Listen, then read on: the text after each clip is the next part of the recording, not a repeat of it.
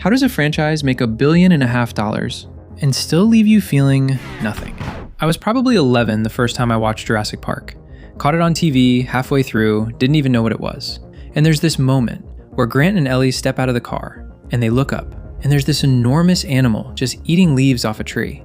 Nothing dangerous, nothing exploding, just an animal existing in a landscape. And I remember I actually got up from where I was sitting and walked closer to the screen. Like, getting closer would make it more real.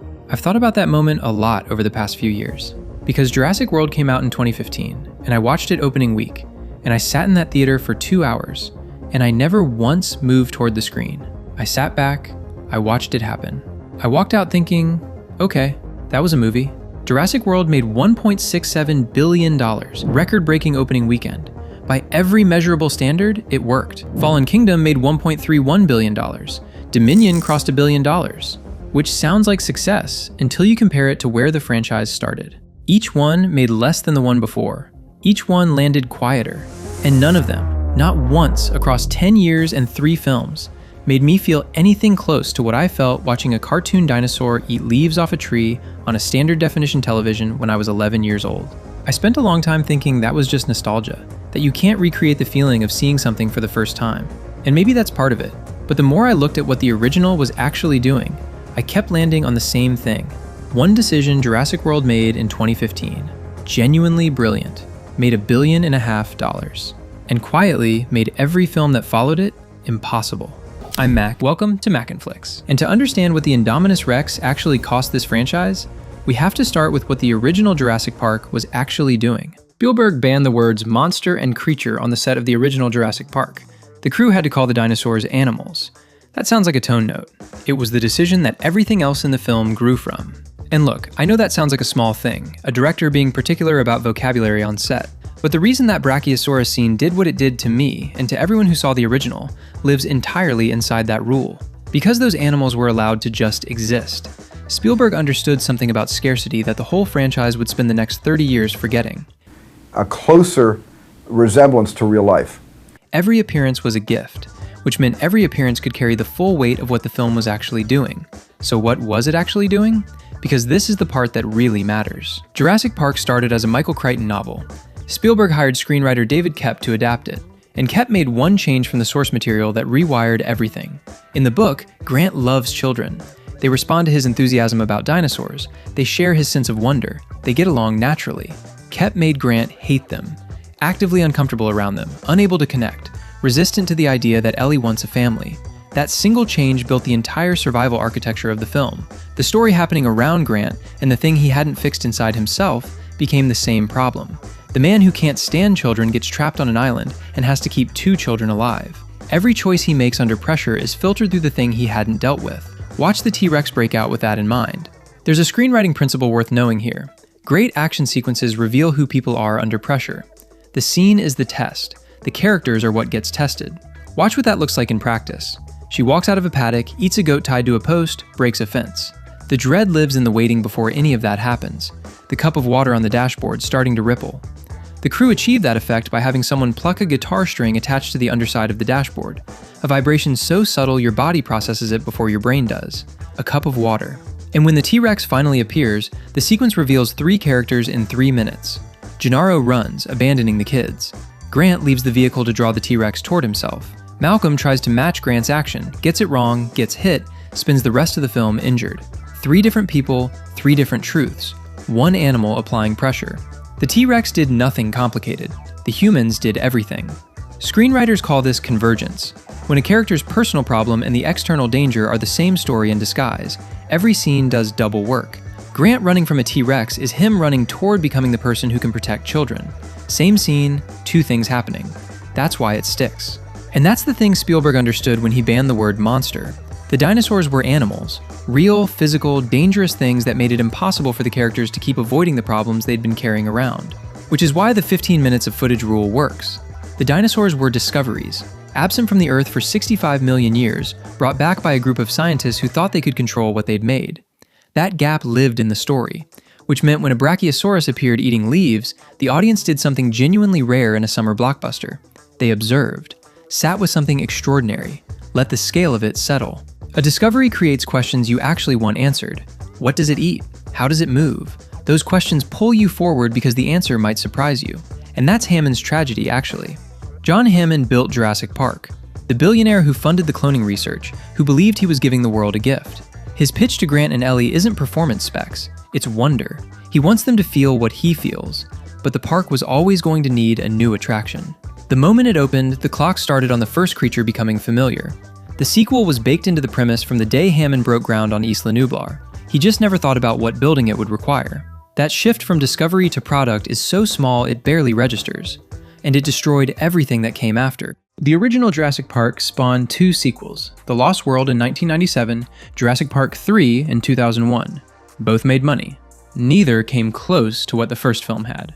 JP3 ended up at $365 million worldwide and 49% on Rotten Tomatoes. The production entered filming with major story problems and extensive rewrites throughout shooting. Spielberg didn't come back. The franchise went cold. Universal kept trying to figure out where to take it for 14 years. Nothing stuck. One script made it far enough that concept art was produced and then leaked online. The art showed human-dinosaur hybrids. One of them had what appeared to be a weapon built into its arm. The backlash was immediate. The project died. Another concept involved a mummified theropod. Another involved militarized raptors operating as a special forces unit. All of them collapsed. The franchise sat in development hell for over a decade because nobody could find a premise that worked. Looking at those failed concepts now, the thing they share is obvious. Every single one was trying to make the dinosaurs more impressive. Bigger, stranger, scarier, more capable. All of them were solving the wrong problem. The creative challenge the team eventually handed to Colin Trevorrow was real and genuinely hard. By 2015, the T-Rex behavioral patterns, the raptor hunting strategies, the pterosaur wingspan were all part of the culture. Children who'd grown up with the original trilogy could describe the creatures in detail without having seen them recently. Part of what made the original work was that nobody knew what was coming. The audience and the characters were figuring it out at the same time. That was gone. And by 2014, everyone in the room knew it. 2 other franchises faced almost identical walls in that same era and solved them differently. Hugh Jackman had been playing Wolverine for 17 years when Logan came out in 2017. Everyone knew exactly what Wolverine could do. The claws, the healing factor, the rage. There was nothing left to reveal about him as a physical force. So Logan didn't try. It stripped the character down to a dying man in a broken body trying to protect a child, and forced him into a situation where his power literally couldn't save him. The only thing that could was facing what he'd spent decades running from. The familiarity became the film's greatest asset. Because the audience knew exactly what Wolverine was capable of, they could feel the full weight of watching him fail. The dread came from investment. Tom Cruise had been playing Maverick for 30 years when Top Gun Maverick came out in 2022. Same principle. Everyone knew exactly who Maverick was. Reckless, brilliant, constitutionally incapable of following an order he disagreed with. The sequel didn't add new capabilities. It added the one thing the original left unresolved: Goose's death and what Maverick had been carrying since 1986. The familiarity let the film skip the setup entirely and go straight to the wound. Both films went inward, deeper into the gap between who the person was and who they needed to become. Both worked because investment compounds. It grows with every scene that puts pressure on the wound. The Jurassic World production went the other direction, and the creative team found something that, in the short term, worked perfectly. The Indominus Rex, a hybrid of classified genetic material. The film deliberately withheld her full genetic composition from the audience and the characters at the same time. Could she hide from thermal imaging? Nobody knew. Could she communicate with raptors? Nobody knew. Could she camouflage completely?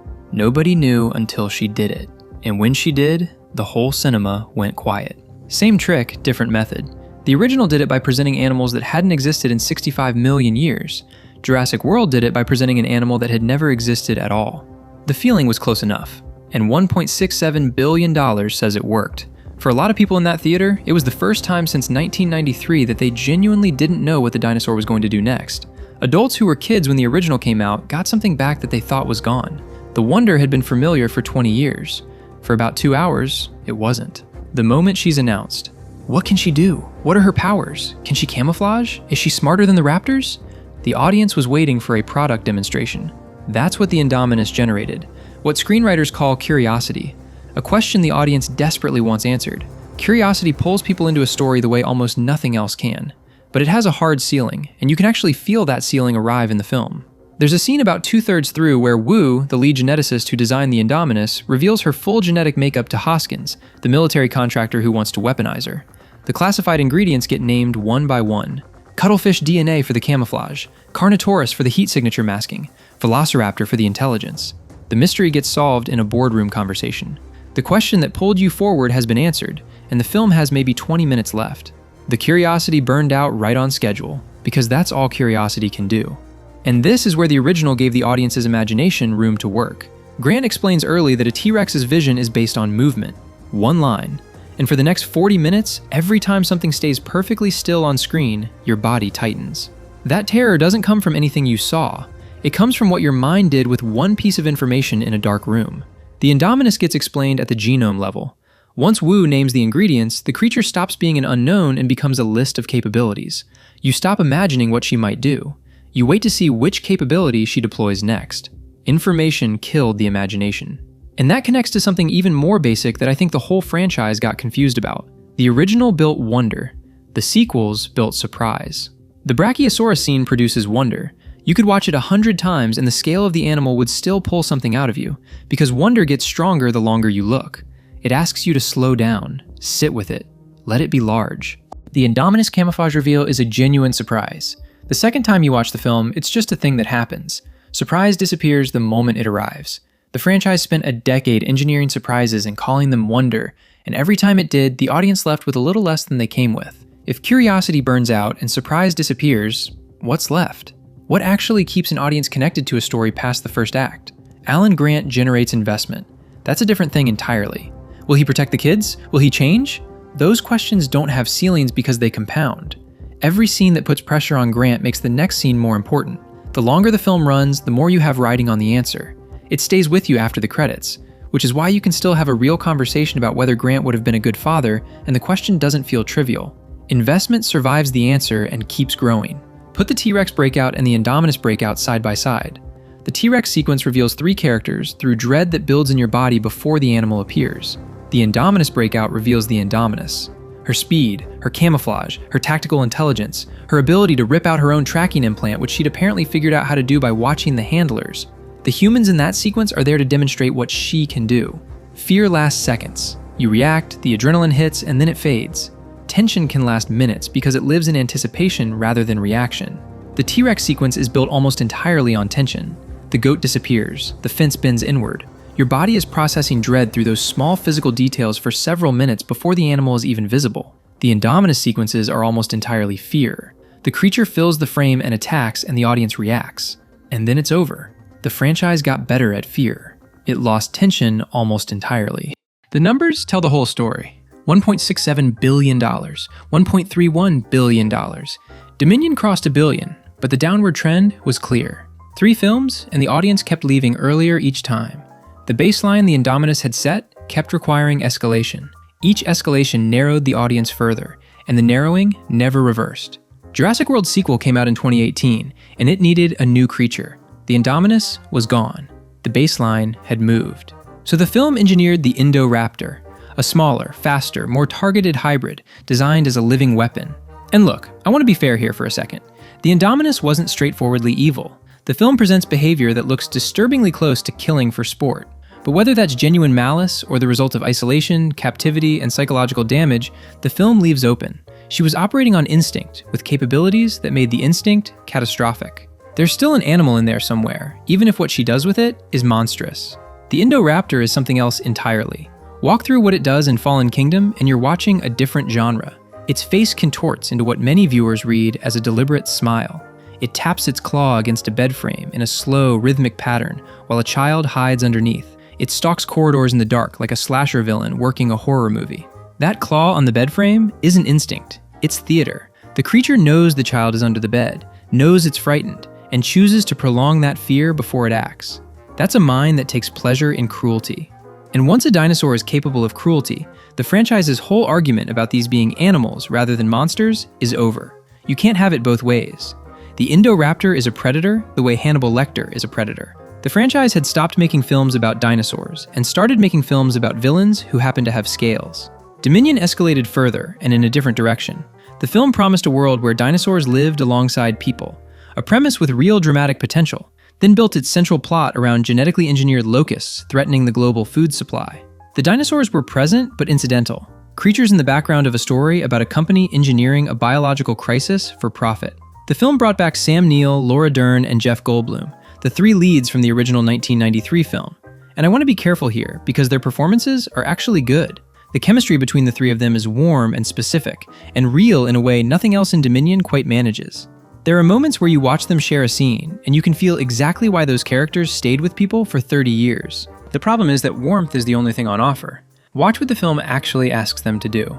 Malcolm stands in a congressional hearing and delivers a speech about genetic hubris. He's right. He's eloquent. He sounds exactly like Ian Malcolm. And then the hearing ends, and the plot moves on. And nothing about Malcolm has changed or been tested. Grant spends the film trying to help Ellie expose a corporation. He wears the hat, he makes the same slightly exasperated expression he made when Hammond pushed him too hard 30 years ago. Ellie is concerned, capable, morally clear. All three of them are performing the surface of their original characters, the mannerisms and the cadences and the costumes, while the film asks nothing harder of them than to show up and remind you that you once loved these people. In 1993, the dinosaurs stripped Grant down to someone who had to decide what kind of man he was. In Dominion, the dinosaurs are just nearby while Grant does things. The difference between those two versions of Alan Grant is the difference between a character and a costume. Owen Grady's arc across all three films shows exactly where this ended up. In Jurassic World, he trains raptors and has a vague moral tension with Claire about how the park treats its animals. It feels like the beginning of something. In Fallen Kingdom, he's trying to save Blue from a volcanic island. The moral tension with Claire is gone. The raptor relationship is still there, but it's become sentiment rather than character work. By Dominion, Owen is living off the grid, building a house, raising Maisie, and the raptors are somewhere nearby on the property. He's the same person in Scene 1 of Dominion that he was in Scene 1 of Jurassic World. 3 films, 6 years of story time, dinosaurs living in the same world as people, and not one thing about who Owen is has changed or been tested. Logan got older, Maverick carried Goose forward into every decision he made. Owen just kept going. The films never gave him a wound that needed healing, so the dinosaurs never had to do to him what the T-Rex did to Grant. They couldn't, because the films had stopped asking dinosaurs to do that kind of work. Trevorrow said publicly during the Jurassic World press tour that the film was a movie about why Jurassic World exists. He meant it literally. The Masrani Corporation creates the Indominus Rex because visitor numbers are flat, and the board wants a new attraction. Claire's job is to manage the metrics. The Verizon Wireless Indominus Rex was in the pitch documents. The park is building a bigger, louder, scarier creature because regular dinosaurs don't fill seats anymore. Malcolm's line from the original runs underneath all of it. So preoccupied with whether they could, they didn't stop to think if they should. The film embedded the critique of its own existence inside itself. Trevorrow and his co-writers saw exactly what they were doing and put that self-awareness into the text. A studio set a release date and the train was moving regardless, so they made a movie that named the exact reason the movie was being made. That's a genuinely interesting creative choice. The self-awareness didn't protect anything. The sequel manufactured the Indoraptor because audiences had seen the Indominus. Fallen Kingdom did exactly what the fictional Masrani Corporation would do. When the current attraction stops generating excitement, engineer a new one. The corporation in the film had a philosophy: create novelty, maintain engagement, protect revenue. The studio followed the same philosophy film by film and arrived at the same result the film had already predicted. In screenwriting, there's a concept called dramatic irony. The audience can see something the characters can't. Jurassic World weaponized that, but aimed it at the franchise itself. The audience could see the studio doing exactly what the villain was doing. The filmmakers could see it too. They put it in the film, and then they did it anyway. The painful kind of self-awareness. The kind that changes nothing. There's a harder question underneath this the franchise never really sat with. The park creates the Indominus because visitors got bored with regular dinosaurs.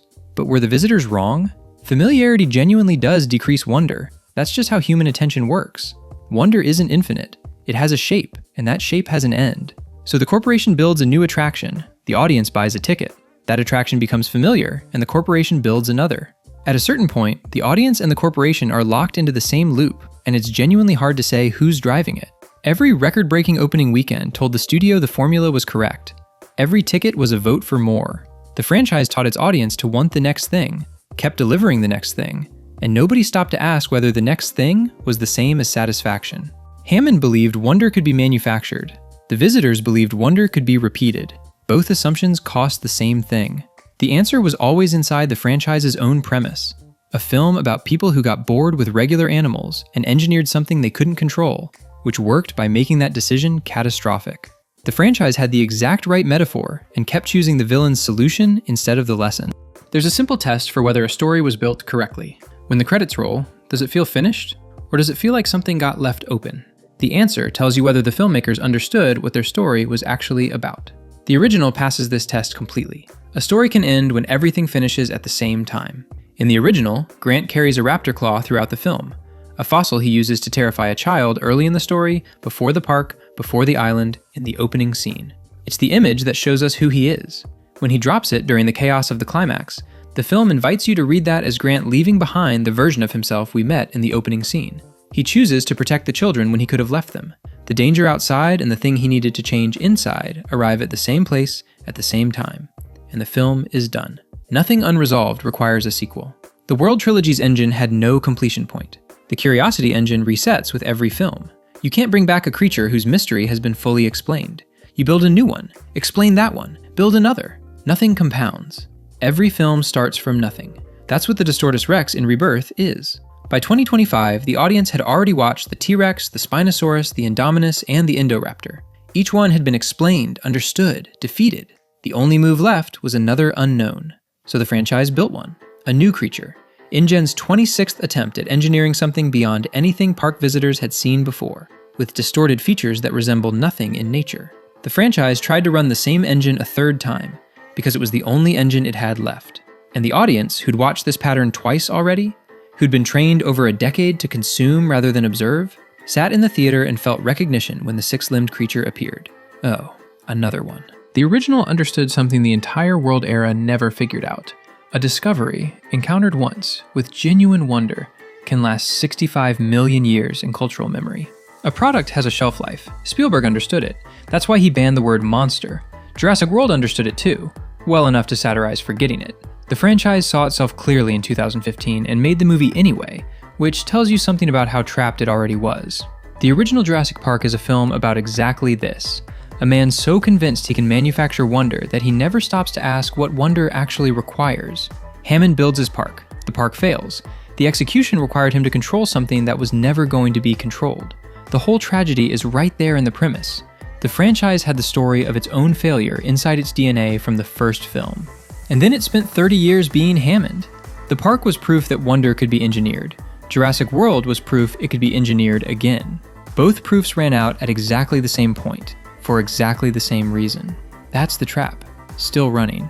The franchise built an engine that only moves in one direction, and it's been moving that way ever since a $208 million opening weekend told everyone the engine worked. It worked. That was never the problem. The problem was always what it cost to keep it running. Please like and subscribe. If you want to watch more video analysis like this, click the video on your screen right now. I'm Mac. Thanks for watching, and I'll see you in the next one.